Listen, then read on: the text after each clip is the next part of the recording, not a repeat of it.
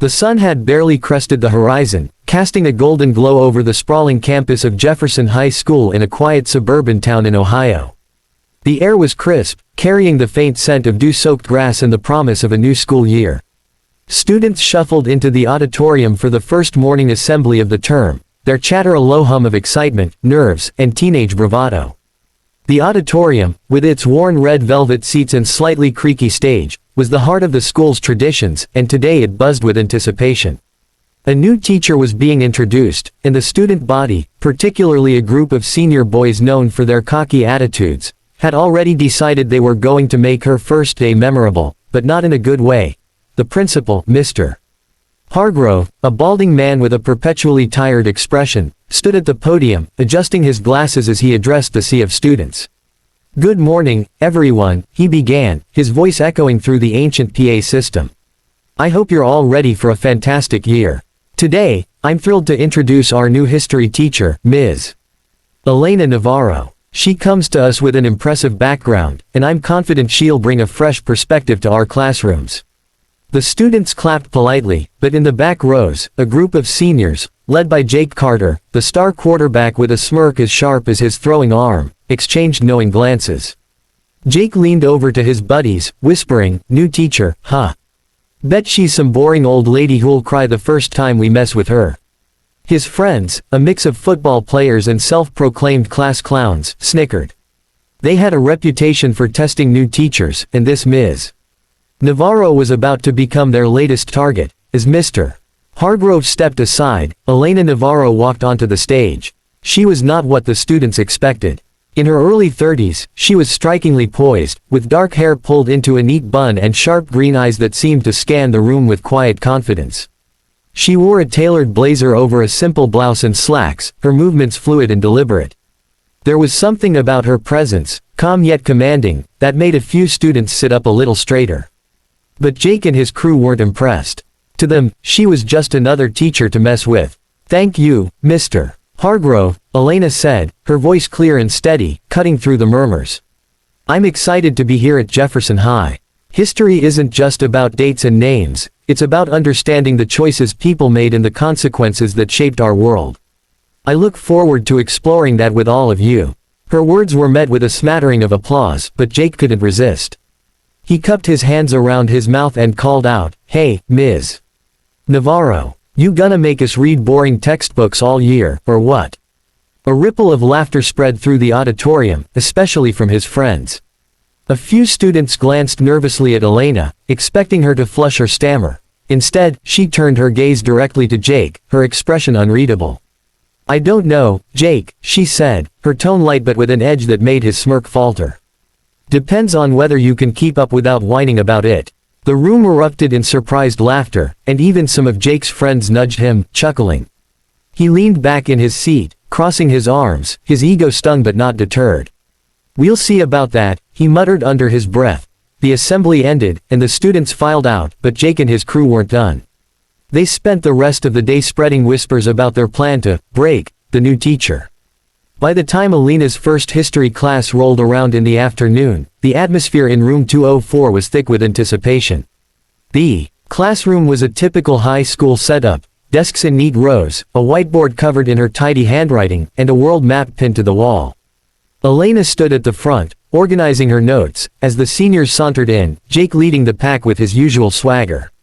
"So, Ms. Navarro," Jake drawled as he slid into a desk near the back, "what's the deal? You gonna bore us with stories about dead guys or what?" His friends snickered, and one of them, a lanky kid named Tyler, added, "Yeah, or maybe you'll make us watch some lame History Channel stuff." Elena didn't react immediately. She finished writing a date on the board, 1776, and turned to face the class. "You think history's boring?" she asked, her voice calm but with a spark of challenge. "Let's test that. Tell me, Jake, what do you know about the American Revolution?" Jake shrugged, leaning back with a grin. "Bunch of old dudes in wigs fighting over taxes. Who cares?" His friends laughed again, but Elena's lips curved into a faint smile. "Fair enough," she said. "But let's make it interesting.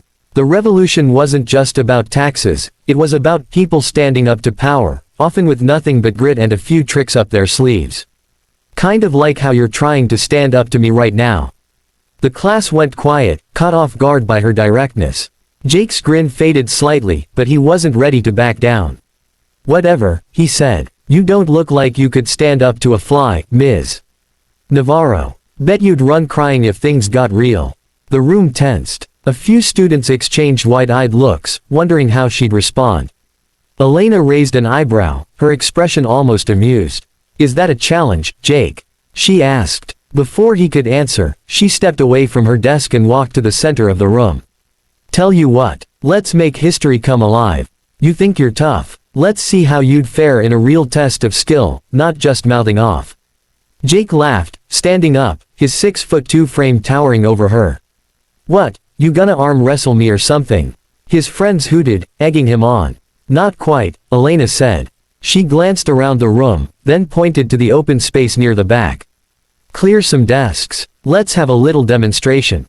The students hesitated, confused, but curiosity got the better of them. They pushed desks aside, creating a small open area. Jake, still grinning, cracked his knuckles, clearly thinking this was some kind of joke. "All right, tough guy," Elena said, standing in the center of the cleared space. "You and your friends have been testing me all day. Let's see if you can back it up. Come at me, any way you want." The class gasped. Jake blinked, thrown off. "What, like, fight you?" he asked, half laughing. "No way, you're a teacher." "I'm giving you permission," Elena said, her voice steady. "No rules, no holding back. Show me what you've got." The room was dead silent now, every student leaning forward. Jake hesitated, glancing at his friends, who were egging him on with whispers of, "Do it, man." Finally, he shrugged and stepped forward, still smirking. "All right, but don't cry when you lose." He lunged, not too seriously, expecting her to back off. But in a blur of motion, Elena sidestepped, grabbed his wrist, and twisted it just enough to throw him off balance. Before he could react, she swept his legs out from under him with a precise kick, sending him sprawling onto the floor with a thud. The class erupted in gasps and laughter, and Jake's face turned red as he scrambled to his feet. "What the hell was that?" he demanded, more shocked than angry. "That," Elena said, brushing her hands together, was a basic judo throw. "Want to try again?" Jake, his ego bruised but his pride refusing to quit, charged again, this time more aggressively. Elena moved like water, fluid and untouchable. She ducked under his arm, pivoted, and used his momentum to flip him over her shoulder. He landed on his back with a groan, staring up at the ceiling in disbelief. The class was losing it now, some cheering, others whispering in awe. Tyler, trying to save face for his friend, stepped forward. "All right, let's see you try that with me," he said, puffing out his chest. Elena didn't hesitate. When Tyler swung a clumsy punch, she caught his arm, twisted it behind his back, and gently but firmly pushed him to his knees before letting go. The whole thing took less than 3 seconds. By now, the room was electric with excitement. Even the quieter students, who'd been watching with wide eyes, were whispering to each other. Jake and Tyler sat on the floor, panting, their cocky attitudes shattered. Elena stood calmly, not even breathing hard. "Anyone else?" she asked, scanning the room. No one moved. She walked back to the front of the class, her expression softening. "Here's the thing," she said, addressing the entire room now. "History is full of people who underestimated their opponents, people who thought they could bully their way through life and got humbled instead. The American Revolution. A bunch of farmers and shopkeepers took on the most powerful empire in the world and won, not because they were stronger, but because they were smarter, more determined, and willing to learn. You want to succeed in this class, or in life. Don't underestimate what you don't understand." The bell rang, but no one moved right away. Jake, still rubbing his shoulder, looked at her with a mix of grudging respect and embarrassment. "Where'd you learn that stuff, anyway?" he asked. Elena smiled faintly. "I spent 10 years studying martial arts, judo, taekwondo, and a bit of Brazilian jiu-jitsu. History isn't just about books. It's about discipline, strategy, and knowing when to stand your ground. You'd do well to remember that." As the students filed out, the story of Ms. Navarro's epic takedown spread like wildfire through Jefferson High. By the next day, the seniors' cocky attitude had noticeably softened, and Jake and his crew were surprisingly attentive in her class. Elena didn't gloat or dwell on the incident. Instead, She dove into her lessons with the same calm intensity, weaving stories of historical underdogs with a passion that even the most skeptical students couldn't ignore. Over the weeks, her classroom became a place of lively debates and unexpected respect. Jake, once her biggest critic, started asking thoughtful questions about the revolution, and Tyler even stayed after class one day to ask about martial arts. Alina's reputation grew, not just as the teacher who could flip a quarterback, but as someone who could make history feel alive, relevant, and worth fighting for. And in the back of their minds, every student knew, Ms. Navarro was not someone to underestimate.